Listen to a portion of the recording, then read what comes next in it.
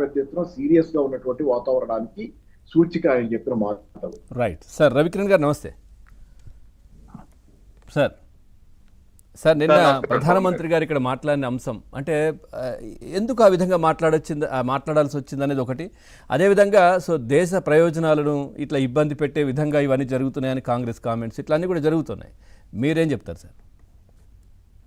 Sir Pawan గారు, ముందుగా మీకు తోటి ప్యానలిస్టులకి ఏబిఎన్ వీక్షకులందరికీ నమస్కారం అండి. సార్ నమస్తే. ప్రపంచవ్యాప్తంగా అనిశ్చిత పరిస్థితి నెలకొంది. యుద్ధం జరుగుతోంది. ఇరాన్ లో యుద్ధం, యుక్రెయిన్ లో యుద్ధం జరుగుతుంది. అనేక దేశాలు ఇప్పటికే అతలాకుతలం అయిపోయి వారి దేశాల్లో ద్రవ్యోల్బణం పెరిగిపోయింది, పెట్రోల్ డీజిల్ రేట్లు పెరిగిపోయినాయి, అన్ని రేట్లు పెరిగిపోయి అందమైన పరిస్థితి దారుణంగా ఉంది. ఎందుకంటే సప్లై చైన్లు ఎన్ని దెబ్బనేసాయి కాబట్టి. అయితే భారతదేశం మాత్రం ఇప్పటి వరకు స్థిరంగా ఉంది. అన్నిటికన్నా భిన్నంగా ఒక మంచి మార్గంలో వెళ్తుంది. అయితే ప్రధానమంత్రి నరేంద్ర మోడీ గారు ప్రస్తుతం అంతర్జాతీయంగా నెలకొన్న పరిస్థితుల్లో ఏ రకంగా నవవధువులకి సప్తపది అన్నది ఏ రకంగా ఒక మంచిదో, అలాగే భారతదేశ ఆర్థిక స్థిరత్వానికి పురోగతికి కొన్ని సప్తపదులు సూచనలు చేశారు.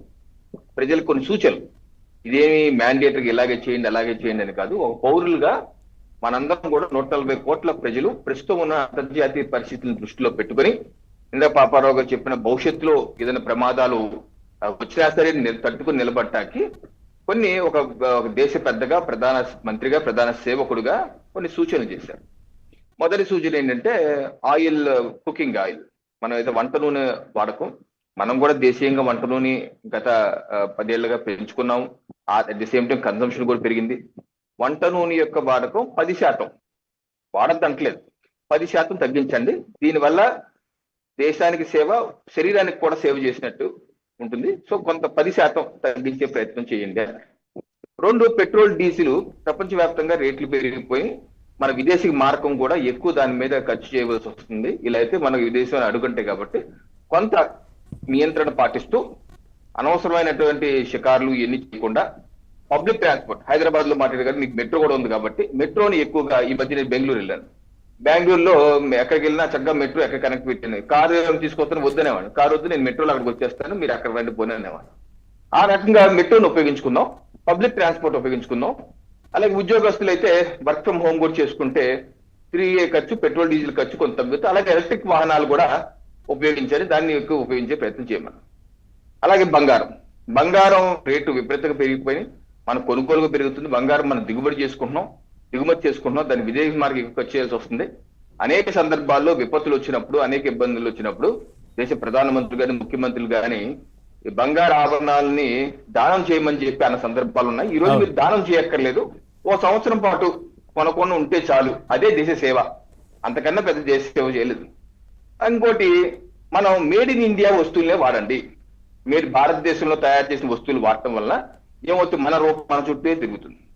ఎప్పుడైతే మన కాకినాడలో ఉంటారు, కాకినాడలో తయారు చేసే వస్తువులు వాడారనుకోండి, కాకినాడలో ఉద్యోగ అవకాశాలు పెరుగుతాయి, కాకినాడలో ఉన్న పరిశ్రమలు పెరుగుతాయి. దాని ద్వారా ఏమవుతుంది, మన డబ్బు మన చుట్టూ తిరుగుద్ది, మన ఆదాయం మనకే పెరుగుద్ది.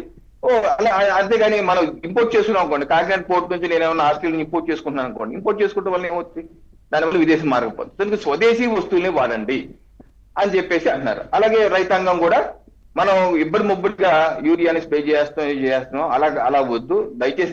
ఇది ఎప్పటి నుంచి చెప్తున్నారు, ఇది గత 10 ఏళ్ళుగా చెప్తున్నారు. అందరికి సాయిల్ హెల్త్ కార్డ్స్ ఇచ్చారు, దాని తగ్గట్టు నిర్వహించడం చెప్తున్నారు. అలాగే సేంద్రీయ వ్యవసాయం వైపు కూడా మరి 3-4 ఏళ్ళుగా మనం దాని మీద ఎంకరేజ్ చేస్తుంది, రాష్ట్ర ప్రభుత్వం కూడా ఎంకరేజ్ చేస్తున్నాం. ఆ రకంగా సేంద్రీయ యూరియా వాడటం వల్ల ఏమవుతుంది, ఆరోగ్యాలు పాడవుతున్నాయి, క్యాన్సర్లు పెరిగిపోతుంది. 30 ఏళ్ల క్రితం క్యాన్సర్లు ఎక్కడ ఉన్నాయని మనకి, మన చిన్నప్పుడు క్యాన్సర్లు ఎప్పుడు పెద్దగా లేదు. ఈ రోజు ఏంటి, ప్రతి నలుగురిలో ఒకటి క్యాన్సర్ ఉంటుంది. దాని కారణం ఏంటి, మన ఇబ్బడిగా వాడేసి వాడకాలు వీటి వల్ల. అందుకని సేంద్రీయ వ్యవసాయం వైపు వెళ్దాం, కొంచెం ఈ వాడకం తగ్గిద్దాం అని అంటారు. ఇది ఒక పెద్దగా, కుటుంబ పెద్దగా కొన్ని సూచనలు, నాకు తెలిసి ఇటువంటి సూచనలు చేయడం జరిగింది. ఇదేమి తప్పేం కాదు. ఈ రకమైన సూచనలు ఇది నిబంధనలా పెట్టి మీరు ఇలాగ చేస్తేనే. అలాగే విదేశాలు, డెస్టినేషన్ వెడ్డింగ్స్ అని విదేశాలకు వెళ్ళి పెళ్లిళ్ళు చేసుకుంటాం, లేదా విదేశ విహారాలు చేయటం, ఇది కాదు. మన దేశంలో అనేకమైనటువంటి కాశ్మీర్ నుంచి కన్యాకుమారి, అటక్ నుంచి కటక్ వరకు అనేకమైన ప్రదేశాలు మన దేశంలో తిరగద్దంటలేదు.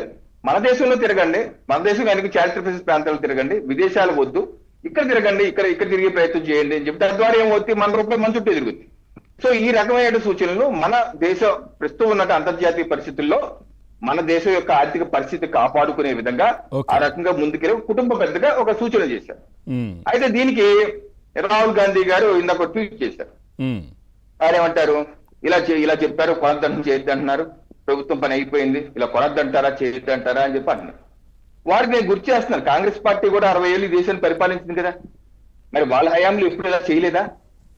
నేను చెప్తున్నాను, లాల్ బహదూర్ శాస్త్రి గారు ప్రధానమంత్రి అయినప్పుడు, జవహర్లాల్ నెహ్రూ గారు చనిపోయినాక, ఇప్పుడు పాపరావు గారు గుర్తే ఉంటది, ఇది పాకిస్తాన్ తో యుద్ధం జరిగే సమయంలో మనకి ఆహార పదార్థాలు కూడా అమెరికా నుంచి దిగుమతి చేసుకునేవాళ్ళు. అమెరికా ఎప్పుడైతే మేము దిగుమతి ఇవ్వం అని చెప్పి అంటే, లాల్ బహదూర్ శాస్త్రి గారు ఏం చేశారు తెలుసా, ఆయన తన ఇంట్లో రోజు ఒక పూట తిట్టం తిని ఇంకో పూట తిట్టం మానేసి ఒక వారం రోజులు ప్రాక్టీస్ చేసి దేశ ప్రజలకు ఏం చెప్పారంటే, మీరు కూడా వారం రోజుల పాటు ఒక పూట మానేయండి అన్నారు. అంటే శాస్త్రీయ భోజనం మానేమన్నారు, వారంలో ఒక పూట భోజనం మానేమన్నారు. ఆ రోజుల్లో మా పెద్దలు చెప్పేవాళ్ళు, ఆ రోజు హోటల్లో కూడా బోర్డు పెట్టేవారు, శాస్త్రీయ భక్తి అని చెప్పి బోర్డు పెట్టేవాళ్ళు, హోటల్స్ కూడా క్లోజ్. ఒక పూట మానేసిన సందర్భాలు కూడా ఉన్నాయి. అలాగే ఇందిరాగాంధీ గారు 1969-70లో ప్రధానమంత్రిగా ఉన్నప్పుడు ఇది మన రొట్లు వీట్ వాడతాం కదా, గోధుమ పిండి కూడా అమెరికాను దిగుబడి, అది రేట్ పెరిగిపోయిందని ఇందిరాగాంధీ గారు వీట్లెస్ మీట్ అంటే గోధుమ పిండి రహిత భోజనం క్యాంపెయిన్ చేసి ఆ రకంగా గోధుమ పిండి లేకుండా గోధుమ పిండి వాడద్దని చెప్పిన సందర్భాలు ఉన్నాయి. జవహర్లాల్ నెహ్రూ గారు 1962లో చైనాతో జరిగిన యుద్ధంలో సమయంలో అందరినీ మహిళలందరినీ బంగారు ఆభరణాలు ఇవ్వండి డొనేట్ చేయని చెప్పి అంత జరిగింది. అప్పుడు ఇందిరాగాంధీ గారు కూడా తన యొక్క బ్యాంగిల్స్, తన గాజులు ఇచ్చిన సందర్భాలు ఉన్నాయి, అందరి దగ్గర తీసుకున్న సందర్భాలు ఉన్నాయి.